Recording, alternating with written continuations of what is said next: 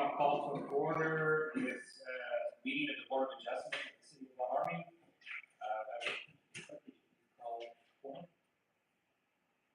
Commissioner Sebastian Martinez. Here. Commissioner Raymond Guzman. Mayor Ormy. Here. All present, we have a quorum. We proceed if we stand for communication and pledge allegiance. Thank God. Here to say it on campus, make right decisions to benefit the city of Ormy.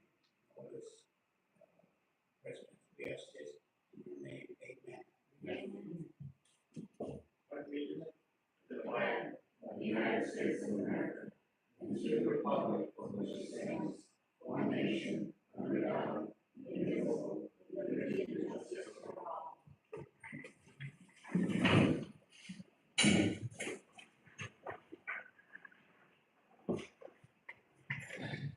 There are two agenda items. First is a public hearing regarding a request for variance to ordinance 2009. Brandon, our city planner can't be here, though. He's a little like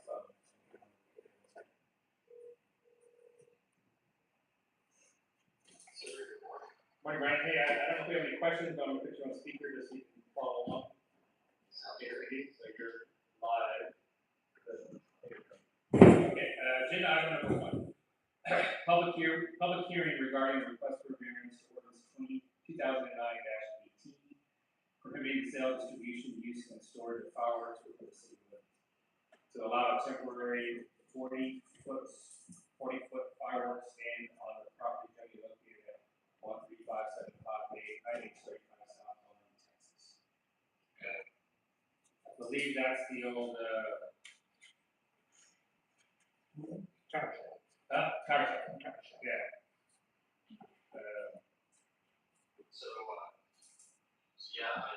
Sorry, Yeah, go ahead. Give some background. Yeah, first of all, I wasn't aware of this one. I would say I think there's a couple things in play here. Number one, the city zoning code does not permit fireworks stand there. And the state of Texas state law, case law, does not permit a variance as a legitimate way to receive land use permission.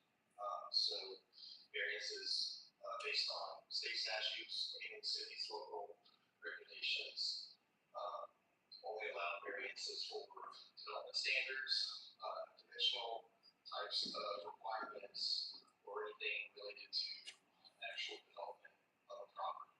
But for any type of additional use allowance on a piece of property that is in addition or that is not permitted within that zoning district, that requires either a zone change to a district that does allow or some sort of special use permit or something like that, which is actually a zone change. So variance legally, I of course always defer to the city attorney, but in my professional opinion, the city does not have the legal authority to even approve a variance for this request. There would need to be different. There would be, like I said, a zone change or something else. So that's one aspect. But to my knowledge, there's also a separate city ordinance that limits additional fireworks stands within the city. And so that is the other thing that's at play there. And so, to my knowledge, again, would defer to the city attorney on that particular ordinance itself, which is an ordinance that exists outside of the city's zoning regulations and the city's unified development code. I defer to the city attorney on what kind of relief someone would possibly get from that, but it's my understanding that ordinance would need to either be amended or completely withdrawn or got repealed. These ordinances would need to be repealed in order for them to have permission. So I think they're summarized. I think there's multiple issues with this, and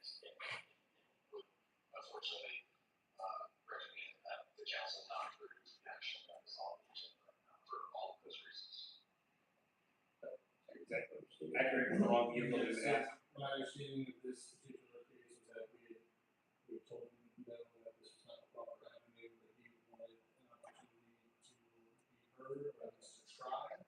And so, again, I agree that we cannot take action on this. The variance is not the proper avenue for this, that he wanted an opportunity to be heard. Is the applicant here? No. All right. Means we don't have the legal authority to act on this, so I would say, we can't do it, so, we need to apply in a different way. Yeah, we can take no action. I'm sorry. Maybe, she got me pretty quick to get out of here.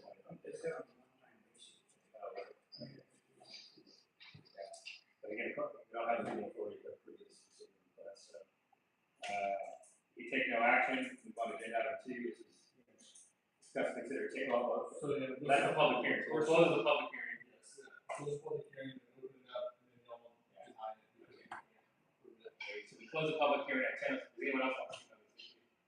Very good, we'll close the public hearing at 10:06 a.m. And we'll go to agenda item 2, discuss, consider, take possible action regarding a request for a variance to ordinance 2009-15 prohibiting the sale of distribution of fireworks within city limits to allow a temporary 40-foot fireworks stand on the property located at 13575 Texas 703. Again, considering the advice of the city attorney and planner, we don't have legal authority to make act on this. So there's no further discussion. We'll move on to adjournment. We have a motion to adjourn. All in favor?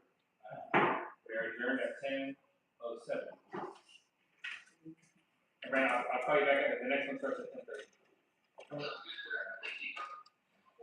right, we're adjourned.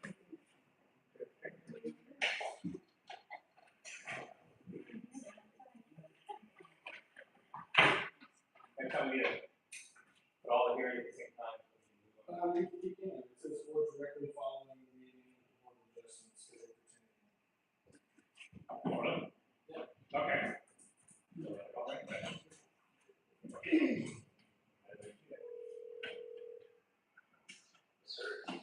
Okay, our city attorney actually read the agenda closely and pointed out that it says or directly following board of adjustments. We're going to continue on to zoning meeting. So, all right, I'd say first, would you please call a quorum? Commissioner Sebastian Martinez, Commissioner Raymond Guzman, and Mayor Arlene Zapata. Here, we have a quorum, we may proceed. If there's no objections, since we just did the invitation, but we'll skip that. We'll move on to citizens to be heard. Any citizens to be heard? None? All right, we'll go on to agenda item number 1. I'm going to open this meeting of the zoning commissioners of the city of Ormy, Texas at 10:08 a.m. Agenda item number 1, public hearing regarding a request for a zone change from C commercial district to RD3 regional district 3 on approximately 7.2 acres generally located at 13994 Interstate 35 South Ormy, Texas. All right, Brandon, do you want to lay out the issue? Yeah, I think, with this one, this is kind of the ongoing, assortment of requests from these particular applicants, to give the history on this. They're looking to put in a distribution facility for food processing. They previously had a request for a farm development district. And well, actually before that, they had a request for a specific use permit, which was pursuant to the city's previous zoning regulations. And because of some initial thinking that they did have some potential aspect of vesting, we allowed them to continue the processes from the previous zoning ordinance. They didn't have any vesting in terms of land use permissions being understood them. there's no interpretation they had any kind of entitlement to do what they're doing, but just because of previous agreements with the city through a previous resolution, we're thinking it was reasonable that they could still adhere to the previous processes of previous zoning code, which would have allowed them to get a specific use permit from the board for food processing. However, those requests were considered by the board and tabled due to the board's and my recommendation that the site plan was not pursuant to the city's policies and not pursuant to the city's future land use plan and comprehensive master plan, which dictates that the area along the corridor, I-35 corridor, be for retail purposes. The city has previously given guidance to the applicant for ways that they could, in a public meeting, for ways that they could potentially configure this site for future retail. That could be, like a better word, a win-win for everybody, and configure the site, put distribution uses at the rear of the property and preserve the front for retail uses. My opinion, the city's given lots of direction to the applicant on what they could do. Again, since it's a specific use permit, that requires, in all situations, any city that requires a site plan. And so we've been continually working with the applicant publicly, inviting them to amend their site plan based on the direction that we've publicly given them. To my knowledge, and that's not happened. And so, to my knowledge, decided to resubmit a new application for just a straight RD3 zoning that would allow them to configure the site however they wish. It would allow for a certain non-retail oriented use of non-retail uses on the property. They provided a site plan, a revised site plan that, in my opinion, does not support retail on the property and is not consistent with the city's comprehensive master plan and future land use plan. So for that reason, I recommend, again, I don't have this in front of me. It's been a few months since I've seen the latest submittal. I didn't know it was going to be on the agenda. So yeah, my recommendation, assuming y'all are looking at what I'm describing, with my knowledge, I recommend that y'all not approve this request. I recommend deny it and invite the applicant to continue to work with the city to that potentially does provide some flexibility for some non-retail uses, but also still preserves the property to potentially do some distribution, warehousing uses, while still preserving the front of the property for retail uses. I do think that there is a potential for a compromise here. However, based on my knowledge of what the current request is by the applicant and the documents they've submitted, this is not consistent. So I recommend at least y'all table it. But if the applicant is wanting a final decision today, unfortunately, I recommend it.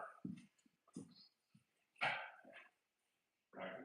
The applicant, yeah, would you like to see? Morning. So, here we go again. Same story, and I'm not sure what to say. The only compromise we would do, and we're willing to do, we're gonna work closely with the city to preserve front of it for future. We're not gonna build in the front of it, because let's call it preserving it for the future retail. If it's 100 feet, 150 feet, just don't make us go all the way to the back. And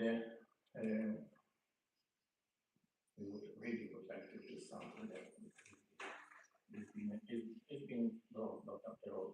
And our thought last time, we had a good agreement that we have a zoning change to RB2 with the use of RB3, which was supposed to be something illegal. So the recommendation was to get it all under RB3, and then we can continue. Of course, city will have all the plans to get it approved or denied or have an input into it later on. We're not going to be building something that is city level or So Rick, I guess what's in front of us isn't like approval of final plans, right? It's just changing RD2 to RD3. Right, that's, there's, he's asking for this straight zone change. So, as we've talked about, I think in the past, there are straight zone changes which, well, actually, back up. The city has a future land use plan, right? And future land use plan is a policy document that is intended to guide future zoning. And state law says that the city shall make zone decisions that are consistent with the future land use plan. So state law says if you're zoning, if your future land use map says retail oriented mixed use here, that means you can't just go and do industrial zoning that is against it. If you want to do some kind of zoning that doesn't comply with the future land use map, you need to change the future land use map. So in my opinion, what he's asking for is not consistent with the future land use map. And my recommendation is you don't do it. So that's what he's asking for is straight zone. Right. Okay. And straight zoning is just, you can do that and you can design it however you want. I mean, according to the UDC. But with the straight zoning request, the council does not have the option to work with him and ask him to make concessions in site design. And in my opinion, that is the best way to do this right now, is for the council to be in the board to be in a position where you can work with him and he makes guarantees. And no disrespect to Merrick, but we would do that with anybody. It's unfortunately not good city practice to trust somebody and say we'll do a nice job. That's just not good governance in my opinion. So in this case, I recommend, and I truly believe there is a middle ground that we can all work together to achieve something that works for everyone. But a straight zone change that he's asking for is not the right method to do that. I recommend either going back to the specific use permit process, which is what we were doing before, which gives the council the legal authority to say you can have flexibility to do a commercial use here, but here's how you're going to design the site, and they're bound to that. And everybody knows at the time of approval exactly how this thing is going to be developed. So that's one method. The other method is a plan development, which at one point in time he was requesting. So my recommendation is to the board is that we recommend to the applicant that if he is interested and if his client is interested in working with the city to come up with a design, a configuration, and a land use plan for the site that works for everyone, then we need to go back to the specific use permit or the plan development district. But if the applicant is not interested in making any other changes other than what they're currently presenting today, which shows the entire use of the site use for distribution, if they're not interested in working for the city and they just want a final decision on what they have, then in my opinion, the recommendation is denial. But with the current request for a straight zone change, there's no ability for y'all to ask him to do things a certain way. There is. So, And looking at a site plan is kind of a point. There's no point in design because if you do a straight zone, if y'all were to recommend a straight zone change, you can change without designing however you want to. so it's my understanding that this is the only property we have on 35 that has this grandfather in, right? Frankly, that's a very loose interpretation. There was a resolution that the city entered into with the applicant many years ago. That is a resolution that, again, I'm always in favor of just talking straight transparency in these meetings. The city could have it's not a good resolution. It's kind of a goofy resolution, which potentially some sort of, an argument for something now. I think they need to hire a land use attorney personally, because a land use attorney would help guide them, because that's my recommendation. Get a professional that understands this stuff.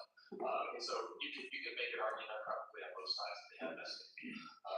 But they're the only one with any kind of claim like that. Everyone else wouldn't be able to say, hey, but we came to you before your UDC. Exactly. They came before we had things finalized. So they have, in my opinion, they have no argument that they're allowed to do what they want to do. They just have a good argument that they're allowed to follow the processes, which wasn't actually.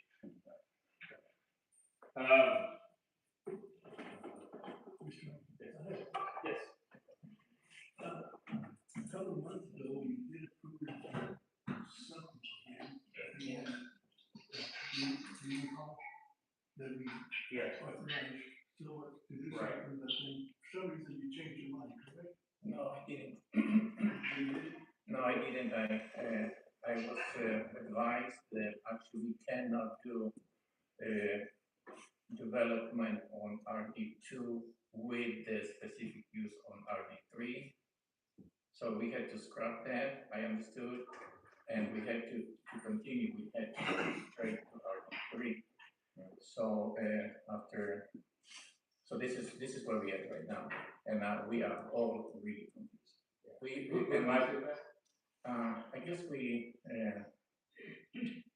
I don't remember how we got to this conclusion, but somebody from the city? oh yeah, yes, it was. I worked very closely with Barry, so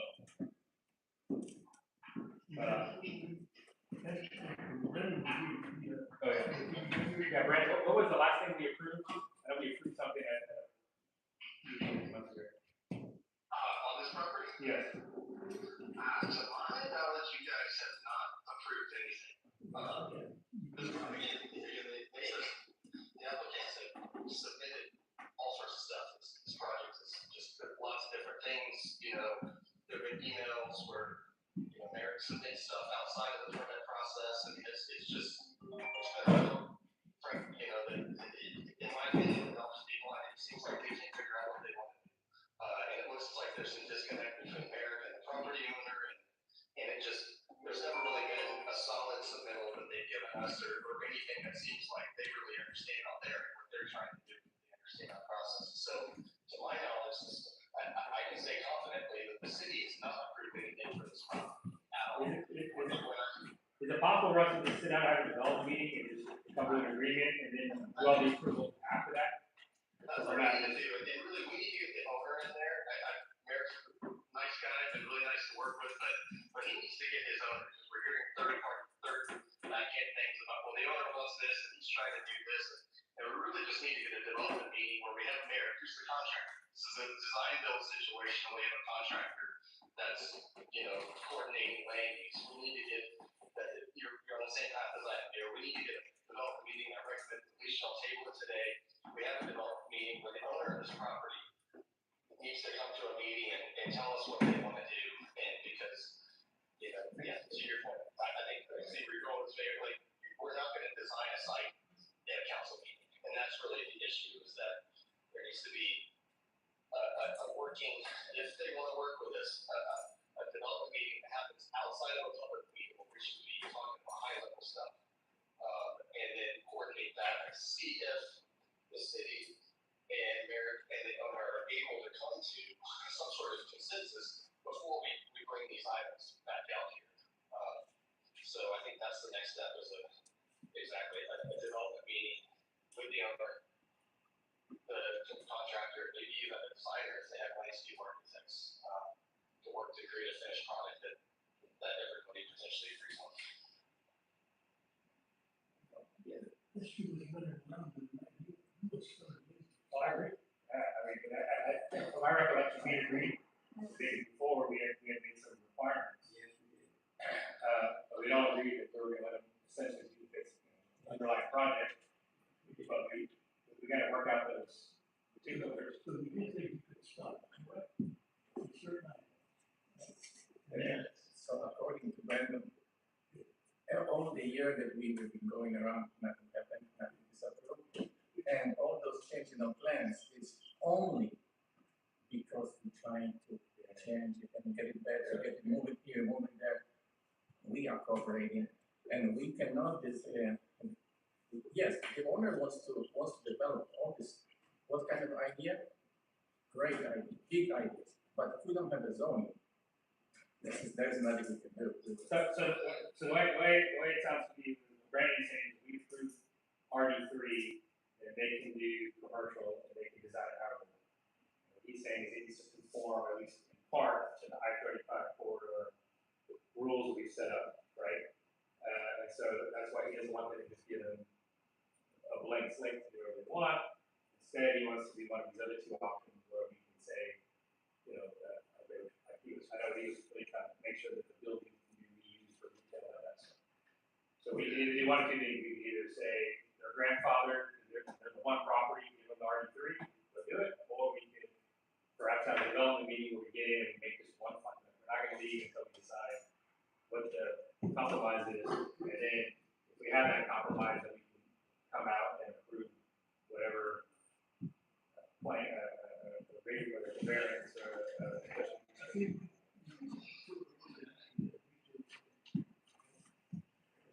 I think that has changed now.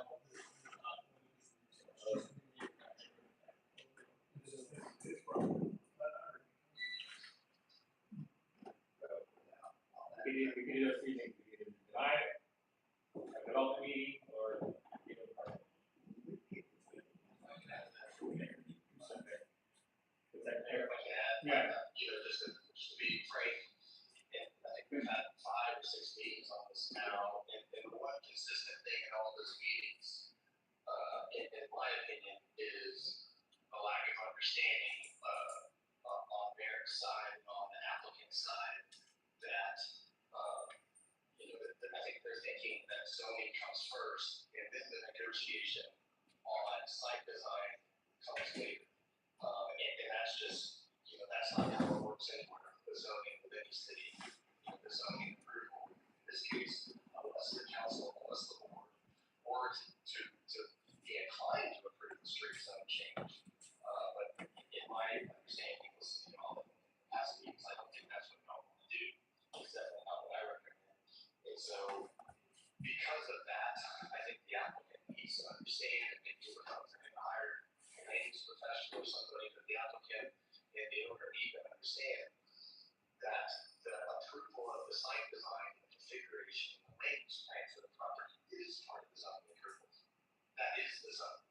But they need to understand that this working together to come up with a plan that's mutual, that has to come first. It always comes first. So that's something they can kind of understand on their side. Because frankly, we've had 5 or 6 meetings on this. We give them direction. They don't take the direction. They come back with a plan that looks worse than the previous one. So that's, that's kind of been the story of this situation. So hopefully they can understand that. Definitely want to work with it, but yeah.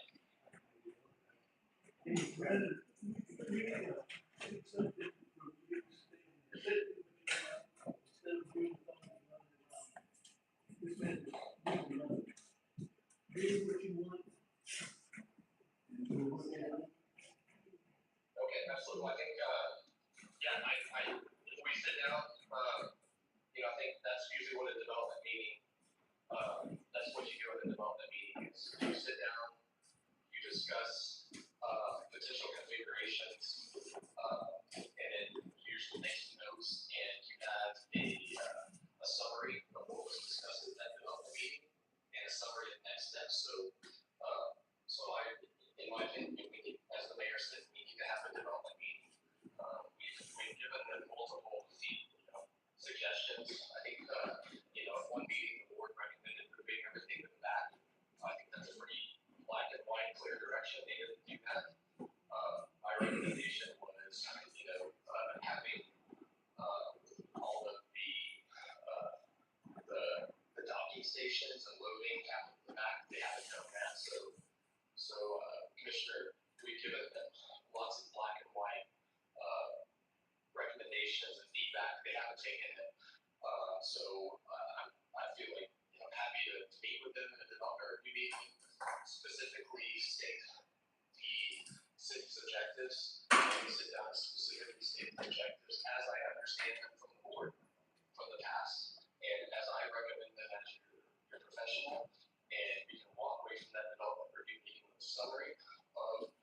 requested concessions and next steps, and then I can provide that summary to the board so y'all know exactly what's been asked of the applicant.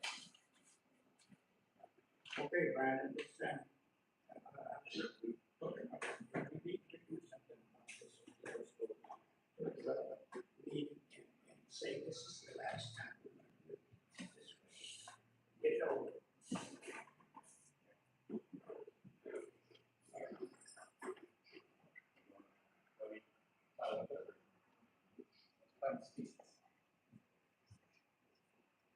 We need to do this.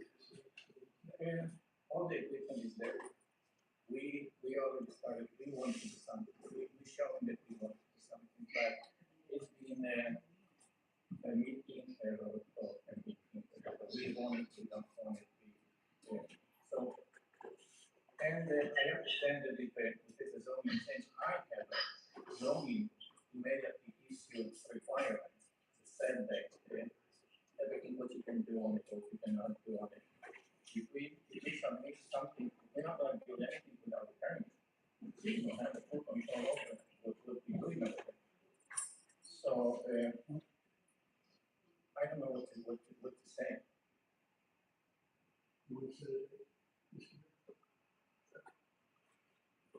Yes, I said this meeting. But we put them all on. Okay. We need 72 hours.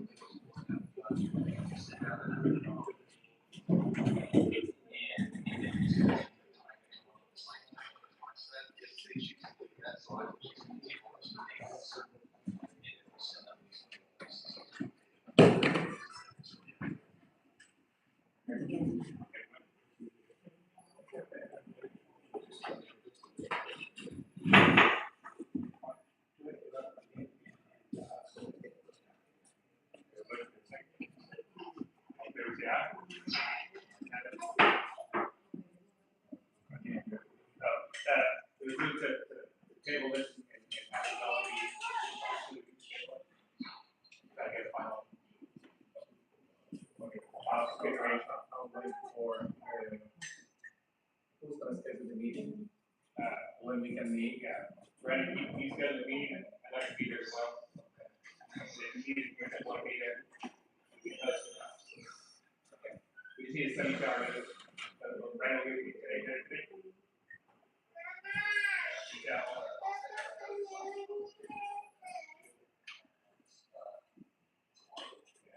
We would need 72 hours.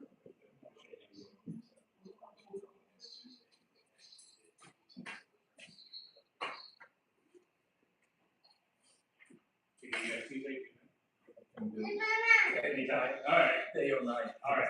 I really don't know what to do and say the task. Okay. All right. Well,